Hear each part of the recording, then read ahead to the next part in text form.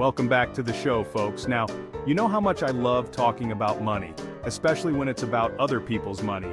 And there's nothing quite as fascinating as lottery winners, right? I mean, these are the people who literally won life's lottery, right? Except sometimes winning the lottery is like winning a lifetime supply of mayonnaise. It's great at first, but then you realize you have way too much, it's going bad, and you're starting to smell like a sandwich shop. Today we're talking about the flip side of that golden coin. The folks who went from rags to riches and then right back to rags, all thanks to a little thing called the lottery. Because, as it turns out, winning millions doesn't come with a manual, and trust me, some of these folks could have used a manual, a financial advisor, and maybe a therapist or two. Over the next few episodes, we're diving deep into the dramatic, hilarious, and sometimes just plain sad stories of 7 families who learned the hard way that money can't buy happiness. Well, it can buy you a yacht, but we'll get to that later. We'll be exploring the cautionary tales of these lottery winners, from reckless spending sprees and questionable investments to family feuds that would make even the Kardashians blush.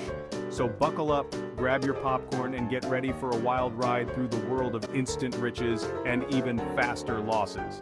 Because today, we're talking about those who won big and lost it all, proving that sometimes the biggest lottery loser is the one holding the winning ticket. Let's get into it. Our first stop on this roller coaster of financial misfortune takes us to the Smith family. Now, the Smiths were your average, everyday family. They worked hard, paid their bills, and dreamed of a life without debt. And then, bam! The lottery gods smiled upon them, and they hit the jackpot for a cool $50 million. Can you imagine? $50 million. I can barely afford avocado toast these days, and these guys had enough dough to buy the entire avocado farm? You'd think they'd be set for life, right? Well, my friends, that's where things get interesting. You see, the Smiths, bless their hearts, were not exactly prepared for the avalanche of cash that landed in their laps. They were like toddlers let loose in a candy store, except instead of sugar highs, they had spending highs. And spend they did. We're talking mansions, sports cars, designer clothes, you name it.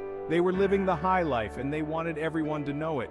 It was like they were trying to turn that 50 million into zero as quickly as possible. Spoiler alert, they almost succeeded. Now you might be thinking, hey, it's their money, let them enjoy it. And you know what? You're not entirely wrong. But the Smiths didn't just spend their winnings, they invested them. Or should I say, they invested them.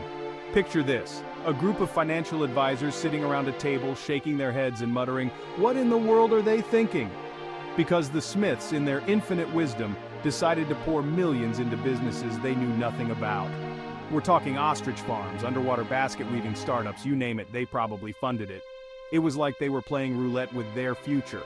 Except the only thing on the wheel was bankruptcy. And as you can imagine, those investments went about as well as a lead balloon in a windstorm. One by one, their ventures crashed and burned, taking millions of dollars with them. And just like that, the Smiths went from sipping champagne in their beachfront mansion to clipping coupons in a double-wide trailer.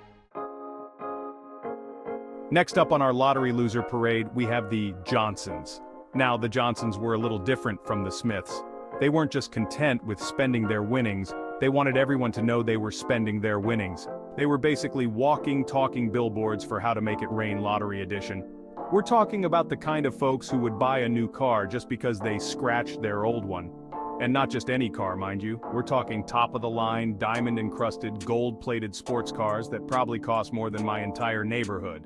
You know, the kind of car that makes you wonder if they also bought the dealership just to feel something. But wait, there's more. The Johnsons weren't content with just land yachts.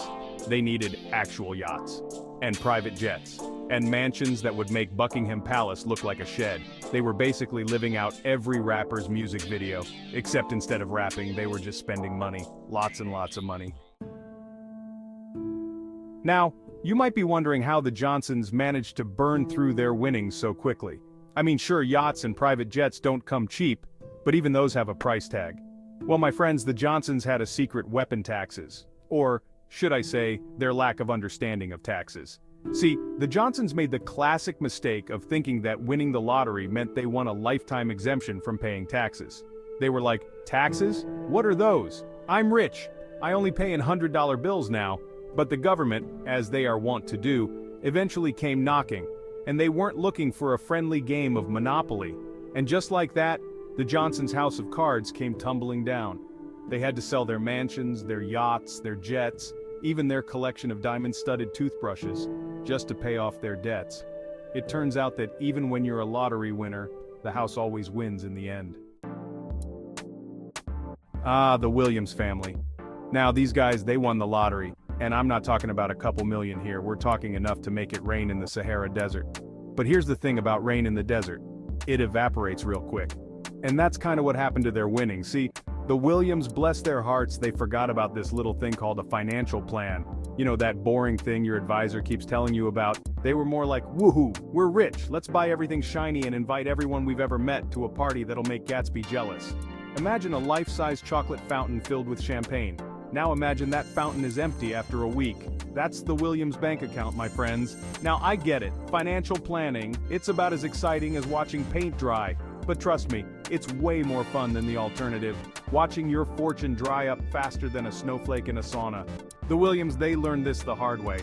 They went from caviar dreams to ramen noodle realities, proving that winning big doesn't mean you can't lose even bigger. So picture this, the Williams, they're living it up in their brand new mansion. We're talking gold-plated bathroom fixtures, a walk-in closet bigger than your average apartment, and a swimming pool shaped like a giant dollar sign. They had it all. For about 5 minutes. Turns out, maintaining a mansion costs, well, a lot. Who knew, right? Property taxes were coming in hotter than a jalapeno eating contest, and the gardener, well, let's just say he wasn't mowing lawns for minimum wage. Soon, the only thing shinier than their gold-plated faucets was the eviction notice on their door. From champagne wishes and caviar dreams, they were back to tap water and instant noodles. Now that's what I call a reality check, folks. And it's a reminder that sometimes the biggest lottery loser is the one who forgets that money, well, it has a funny way of disappearing if you don't treat it right. Alright, let's talk about the Davis family. Now, they were bitten by the entrepreneurial bug, but instead of starting small, they went all in, like a high roller with a pocket full of lottery winnings. Now, investing in your own business, it can be a beautiful thing. It's like planting a seed and watching it grow. But the Davis family, they weren't planting seeds, they were throwing money at anything with a pulse. They poured their millions into businesses with names as ridiculous as the ideas behind them. We're talking glow-in-the-dark pet food, edible socks, you name it, they probably funded it. It was like a recipe for disaster, but instead of flour and sugar, they used dollar bills and blind optimism. Unsurprisingly, none of these genius business ventures took off. The glow-in-the-dark pet food, turns out pets find it terrifying. And the edible socks, well, let's just say they didn't exactly revolutionize the fashion industry. Each failed business was like a nail in the coffin of their fortune. They say the house always wins, and in the casino of entrepreneurship, the Davis family learned that lesson the hard way. They went from high-stakes investors to watching infomercials at 3 a.m., trying to figure out how they lost it all. It's a cautionary tale, my friends, a reminder that even with a lottery win, sometimes you gotta know when to hold 'em and know when to fold 'em. Now, the Browns, they were living the American dream. Well, the post-lottery version anyway. Big house, fancy cars, you name it, they had it. But then, like a plot twist in a bad soap opera, the lawsuits started rolling in. Turns out everyone from their third cousin twice removed to their childhood imaginary friend suddenly remembered a time the Browns had wronged them. People were coming out of the woodwork like termites in a damp basement, each with their hand out and a sob story ready. There were accusations of everything from stolen lottery tickets to emotional distress caused by excessive displays of wealth.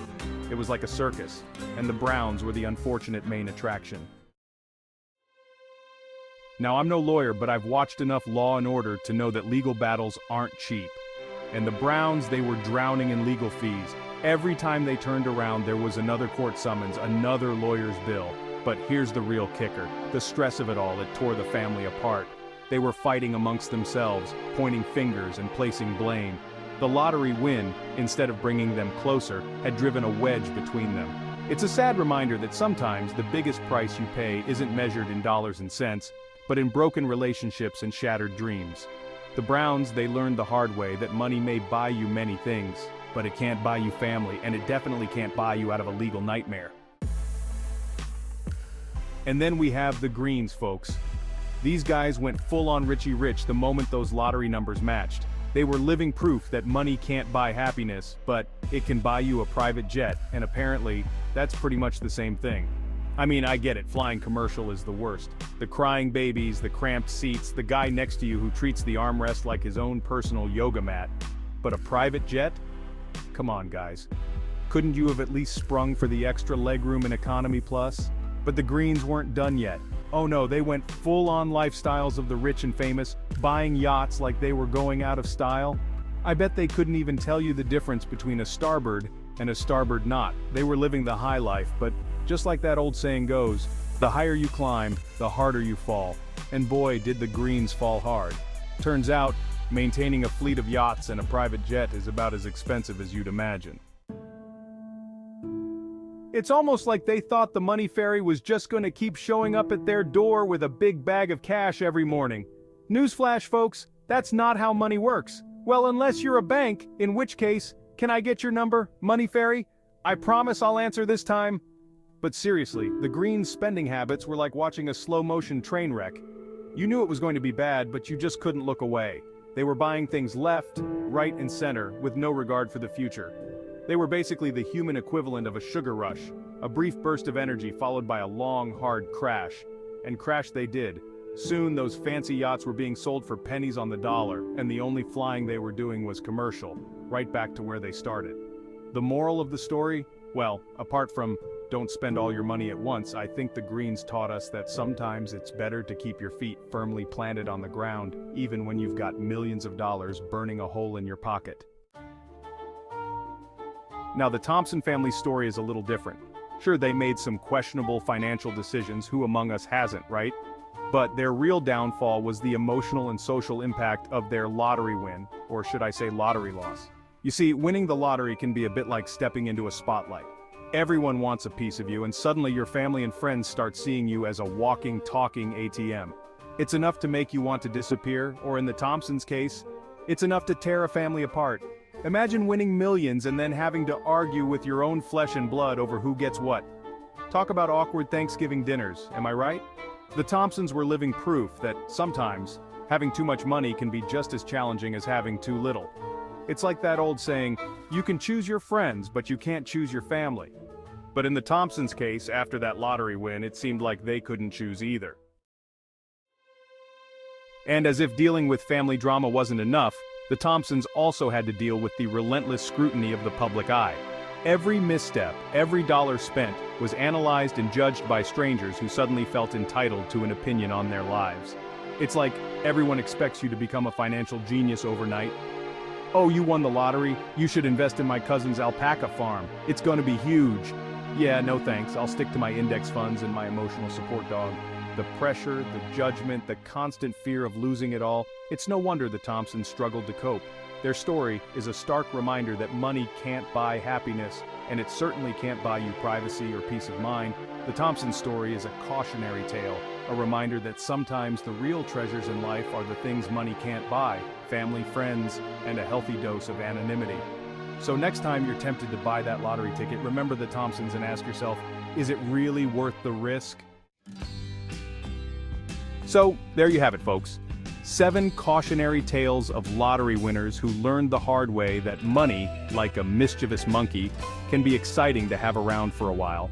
But it can also throw your life into complete chaos if you don't know how to handle it. From reckless spending to family feuds and the ever-present glare of the public eye, these families experienced the highs and lows of sudden wealth. And let's just say, the lows were lower than a limbo champion in a basement. But hey, at least they got some incredible stories to tell, right? But remember, folks, you don't need to win the lottery to enjoy life. Sure, it would be nice to never worry about bills or mortgages ever again, but true happiness comes from the simple things: good friends, good food, and the occasional really good meme. So keep your heads up, manage your money wisely, and who knows, maybe, just maybe, you'll win the lottery of life. And if you do, please, for the love of all that is good, hire a financial advisor. You're welcome. If you enjoyed this video, please subscribe to our channel and give it a thumbs up.